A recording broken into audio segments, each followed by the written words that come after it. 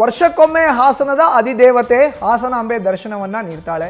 ಹಾಸನಾಂಬೆ ದೇವಿಯ ಗರ್ಭಗುಡಿ ತೆಗೆಯೋಕೆ ಈಗ ಕೌಂಟ್ ಡೌನ್ ಶುರು ಆಗಿದೆ. ರಾತ್ರಿಯಿಂದ ಹಾಸನಾಂಬೆಗೆ ವಿಶೇಷ ಪೂಜಾ ಕೈಂಕರ್ಯಗಳು ಆರಂಭ ಆಗಿದೆ. ಹಾಸನಾಂಬೆಯ ದರ್ಶನೋತ್ಸವ ಜಿಲ್ಲಾಡಳಿತದಿಂದ ಸಕಲ ರೀತಿಯ ಸಿದ್ಧತೆಯನ್ನ ಮಾಡಿಕೊಳ್ಳಲಾಗಿದೆ. ಹಾಸನ ಜಿಲ್ಲಾ ಉಸ್ತುವಾರಿ ಸಚಿವ ಕೃಷ್ಣ ಬೈರೇಗೌಡ ಸಮ್ಮುಖದಲ್ಲಿ ಗರ್ಭಗುಡಿ ಬಾಗಿಲನ್ನ ಓಪನ್ ಮಾಡಲಾಗಿದೆ. ಮಧ್ಯಾಹ್ನ 12 ಗಂಟೆಯಿಂದ 12:30 ಒಳಗೆ ತೆರೆಯಲಿರೋ ಅಂತ ಗರ್ಭಗುಡಿಯ ಬಾಗಿಲು ಅರಸರ ವಂಶಸ್ಥರಿಂದ ಬಾಳೆಕಂದು ಕತ್ತರಿಸಿ ದೇವಸ್ಥಾನವನ್ನು ಓಪನ್ ಮಾಡಲಾಗುತ್ತೆ. ಈ ವರ್ಷ 13 ದಿನಗಳ ಕಾಲ ದರ್ಶನವನ್ನು ನೀಡುತ್ತಾಳೆ ಹಾಸನಾಂಬೆ. ನಾಳೆಯಿಂದ ಅಕ್ಟೋಬರ್ 22ರವರೆಗೆ ಸಾರ್ವಜನಿಕರ ದರ್ಶನಕ್ಕೆ ವ್ಯವಸ್ಥೆಯನ್ನು ಮಾಡಲಾಗಿದೆ. ಇಂದು ಮತ್ತು ಅಕ್ಟೋಬರ್ 23ರ ಕೊನೆಯ ದಿನದಂದು ಯಾವುದೇ ದರ್ಶನ ಇರೋದಿಲ್ಲ. ಇವತ್ತು ಮೊದಲನೇ ದಿನ 12ರಿಂದ 12:30 ಒಳಗೆ ಶುಭ ಲಗ್ನದಲ್ಲಿ ಅರಸ ವಂಶಸ್ಥರು ಬಾಳೆಕಂದನ್ನ ಕತ್ತರಿಸೋದ್ರ ಮೂಲಕ ದೇವಸ್ಥಾನವನ್ನು ಓಪನ್ ಮಾಡ್ತಾರೆ. ಆಗ ಸ್ಥಳದಲ್ಲಿ ಸಚಿವ ಕೃಷ್ಣ ಬೈರೇಗೌಡ, ಜಿಲ್ಲಾ ಉಸ್ತುವಾರಿ ಸಚಿವರು, ಜೊತೆಗೆ ಜಿಲ್ಲಾಧಿಕಾರಿಗಳು ಇರ್ತಾರೆ, ಜಿಲ್ಲಾ ಪೊಲೀಸ್ ವರಿಷ್ಠಾಧಿಕಾರಿಗಳು ಇರ್ತಾರೆ. ಅವರ ಸಮ್ಮುಖದಲ್ಲಿ ವಿಶೇಷ ಪೂಜಾ ಕೈಂಕರ್ಯಗಳನ್ನು ಮಾಡ್ತಾ ದೇವಾಲಯವನ್ನು ಓಪನ್ ಮಾಡಲಾಗುತ್ತೆ. ಇವತ್ತು ಮತ್ತೆ ಕೊನೆ ದಿನ ಅಂದರೆ ಅಕ್ಟೋಬರ್ 23 ಸಾರ್ವಜನಿಕರಿಗೆ ದರ್ಶನಕ್ಕೆ ಅವಕಾಶ ಇರಲ್ಲ. ಇದನ್ನು ಹೊರತುಪಡಿಸಿದ್ರೆ ನಾಳೆಯಿಂದ ಅಕ್ಟೋಬರ್ 22ರವರೆಗೂ ಸಾರ್ವಜನಿಕರಿಗೆ ದರ್ಶನಕ್ಕೆ ಅವಕಾಶ ಇರುತ್ತೆ. ಹೆಚ್ಚಿನ ಮಾಹಿತಿ ನೀಡ್ತಾರೆ ನಮ್ಮ ಪ್ರತಿನಿಧಿ ಕಿರಣ್. ಈಗ ನೇರ ಸಂಪರ್ಕಕ್ಕೆ ಜಾಯ್ನ್ ಆಗಿದ್ದಾರೆ. ಕಿರಣ್, ಇವತ್ತು ಮಧ್ಯಾಹ್ನ 12ರಿಂದ 12:30 ವೇಳೆಯಲ್ಲಿ ದರ್ಶನಕ್ಕೆ ಎಲ್ಲ ರೀತಿಯ ಸಿದ್ಧತೆಗಳನ್ನು ಮಾಡಿಕೊಂಡು ಪೂಜಾ ಕೈಂಕರ್ಯಗಳನ್ನು ಮಾಡಿ ದೇವಾಲಯ ಓಪನ್ ಮಾಡ್ತಾರೆ. ಹೇಗಿದೆ ಸಿದ್ಧತೆ ಈಗ ಅಲ್ಲಿ? ಮಧುಸೂದನ್, ವರ್ಷಕ್ಕೊಮ್ಮೆ ದರ್ಶನ ಕಳಿಸುವಂತ ಹಾಸನ ಅಧಿದೇವತೆ ಹಾಸನಾಂಬೆಯ ಗರ್ಭಗುಡಿ ಬಾಗಿಲು ತೆಗೆದು ಪ್ರತಿ ವರ್ಷ ಆಶ್ವೀಜ ಮಾಸದ ಮೊದಲನೇ ಗುರುವಾರ ನಂತರ ಬಲಿಪಾಡ್ಯಮಿ ಮಾರನೇ ದಿನ ಗರ್ಭಗುಡಿಯ ಬಾಗಿಲು ಮುಚ್ಚಲಾಗುತ್ತೆ. ಅಂದ್ರೆ ಇಂದು 9ನೇ ತಾರೀಕು ಗುರುವಾರ ಗರ್ಭಗುಡಿ ಬಾಗಿಲು ತೆಗೆದ ತದನಂತರ 23ನೇ ತಾರೀಕು ಗರ್ಭಗುಡಿಯ ಬಾಗಿಲನ್ನ ಮುಚ್ಚಲಾಗುತ್ತೆ ಶಾಸ್ತ್ರೋತ್ರವಾಗಿ. ಅಂದ್ರೆ ಮೊದಲನೇ ದಿನ ಅಂದ್ರೆ 9ನೇ ತಾರೀಕು ಇವತ್ತು ಸಾರ್ವಜನಿಕ ದರ್ಶನಕ್ಕೆ ಅವಕಾಶ ಇರೋದಿಲ್ಲ. ತದನಂತರ 23ನೇ ತಾರೀಕು ಏನ್ ತಾಯಿಯ ಗರ್ಭಗುಡಿ ಬಾಗಿಲು ಹಾಕ್ತಾರೆ ಅವತ್ತು ಕೂಡ ತಾಯಿಯ ದರ್ಶನಕ್ಕೆ ಅವಕಾಶ ಇರಲ್ಲ, ಅಂದ್ರೆ ಸಾರ್ವಜನಿಕರಿಗೆ. ಇನ್ನು ಏನು ಅಂದ್ರೆ ಇಲ್ಲಿ ಸಪ್ತಮಾತೃಕೆಯರು ವಾಸ ಇರುವಂತ ಸ್ಥಳ ಅಂದ್ರೆ ಹಾಸನಾಂಬೆಯ ಗರ್ಭಗುಡಿಯಲ್ಲಿ ಉತ್ತದ ರೂಪದಲ್ಲಿ 3 ಜನ ಮಾತೃಕೆಯರಿದ್ರೆ ಅಲ್ಲೇ ಅಂದ್ರೆ ಹಾಸನಾಂಬೆಯ ದೇವಾಲಯ ಕೂಗಲ್ಟೆ ದೂರದಲ್ಲೇ ಇರೋಂಥ ದೇವಗಿರಿಯಲ್ಲಿ 3 ಜನ ಇರೋಂಥದ್ದು. ಆಮೇಲೆ ಹೊಸಕೋಟೆ ಅಂದ್ರೆ ಕೆಂಚಮ್ಮನ ಹೊಸಕೋಟೆ, ಅಲ್ಲಿ ಕೆಂಚಾಂಬ ತಾಯಿ ಕೂಡ ನೆಲೆಸಿದ್ದಾರೆ. ಒಟ್ಟು 7 ಸಪ್ತ ಮಾತೃಕೆಯರು ನೆಲೆಸಿರುವಂತ ತಾಣ. ಈಗಾಗಲೇ ಅಂದ್ರೆ ಜಿಲ್ಲಾಡಳಿತದಿಂದ ಸಕಲ ಸಿದ್ಧತೆ ಕೂಡ ಜನ ASPಗಳು ಸೇರಿದಂತೆ 1600 ಜನ ಪೊಲೀಸರು ಇಲ್ಲಿ ಅಂದ್ರೆ ಯಾವುದೇ ರೀತಿಯ ಅಹಿತಕರ ಘಟನೆ ನಡೆದಂತೆ ಬಿಗಿ ಪೊಲೀಸ್ ಬಂದೋಬಸ್ತ್ ಕೂಡ ಮಾಡಿರುವಂಥದ್ದು. ಈಗ ನಮ್ಮೊಂದಿಗೆ ಇಸ್ರೋ ಡೆಪ್ಯೂಟಿ ಡೈರೆಕ್ಟರ್ ಆದಂತ ಶರ್ಮಾ ಅವರು ಇರುವಂಥದ್ದು. ಅವರು ಹಲವು ದಶಕಗಳಿಂದ ಸುಮಾರು 40 ವರ್ಷದಿಂದ ತಾಯಿಯ ಸೇವೆ ಸಲ್ಲಿಸ್ತಾರೆ. ಅವ್ರನ್ನೇ ನಾನು ಮಾತಾಡ್ತಾ ಹೋಗ್ತೀನಿ. ಸರ್, ನೀವು ಒಂದ್ ಕಡೆ ಸೈನ್ಸ್, ಇನ್ನೊಂದ್ ಕಡೆ ನೀವು ಹಲವು ವರ್ಷಗಳಿಂದ ತಾಯಿಯ ಏನು ಸೇವೆ ಮಾಡಕ್ ಬರ್ತಾ ಇದ್ದೀರಾ, ಹೇಗನ್ಸತ್ತೆ? ಏನ್ ವಿಶೇಷ ಸರ್? ನೀವು ಒಬ್ರು ವಿಜ್ಞಾನಿಯಾಗಿ ನಿಮ್ಗೆ ಏನ್ ವಿಶೇಷತೆ ಇಲ್ಲಿ ಇದೆ? ಇದು ಬಹಳ ವೈಭವವಾದಂಥ ಒಂದು ದೇವಸ್ಥಾನ.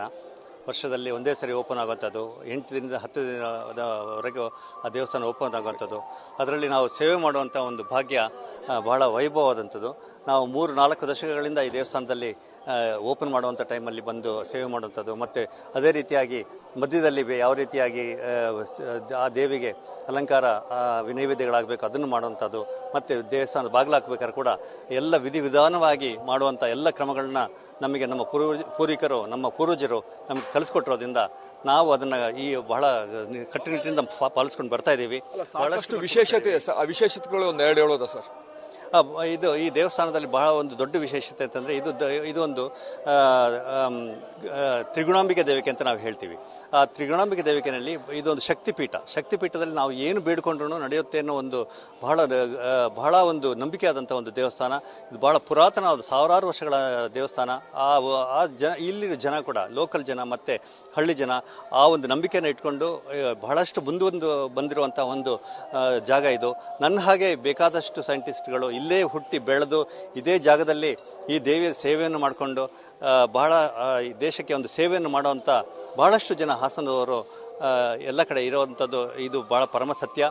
ಅದೇ ರೀತಿಯಾಗಿ ಈ ಶಕ್ತಿ ದೇವತೆ ಅನ್ನೋದು ಈ ಒಂದು ತ್ರಿಗುಣಾಂಬಿಕಾ ದೇವಿಕೆ ಏನಿದೆ ಇದರಲ್ಲಿ ಯಾರು ಬಂದು ಇಲ್ಲಿ ಹರಿಸ್ಕೊಂಡಿದ್ದಾರೆ, ಈಗ ಮಕ್ಕಳಾಗುವಂಥದ್ದಾಗಲಿ ಇಲ್ಲ ಒಂದು ಕೆಲಸ ಸಿಗುವಂಥದ್ದಾಗಲಿ ಇಲ್ಲ ಬೇರೆ ಯಾವುದಾದ್ರೂ ಒಂದು ರೀತಿಯಲ್ಲಿ ಮನೆಯಲ್ಲಿ ಪ್ರಾಬ್ಲಮ್ಸ್ ಇದ್ರು ಅಲ್ಲಿ ಇಲ್ಲಿ ಬಂದು ಹರಕೆಯನ್ನು ಹೊತ್ಕೊಂಡು ಅವರು ನೆಕ್ಸ್ಟ್ ಟೈಮ್ ದೇವಸ್ಥಾನ ಓಪನ್ ಆಗುವಂತಾಗ ಬಂದು ಇಲ್ಲಿ ನನ್ನ ಪ್ರಾಬ್ಲಮ್ ಎಲ್ಲ ಸಾಲ್ವ್ ಆಗಿದೆ, ನನಗೆ ಸಂತುಷ್ಟ ಆಗಿದ್ದೀನಿ ಅಂತ ಹೇಳ್ಬಿಟ್ಟು ನೋಡುವಂಥದ್ದು ನಾವು ಬಹಳ ವರ್ಷಗಳಿಂದ ನೋಡ್ಕೊಂಡು ಬಂದಿದ್ದೀವಿ. ಇದು ಪರಮ ಸತ್ಯವಾಗಿ ನಡೀತಾ ಇರುವಂಥ ಒಂದು ಜಾಗ, ಪವಿತ್ರವಾದಂಥ ಒಂದು ಜಾಗ.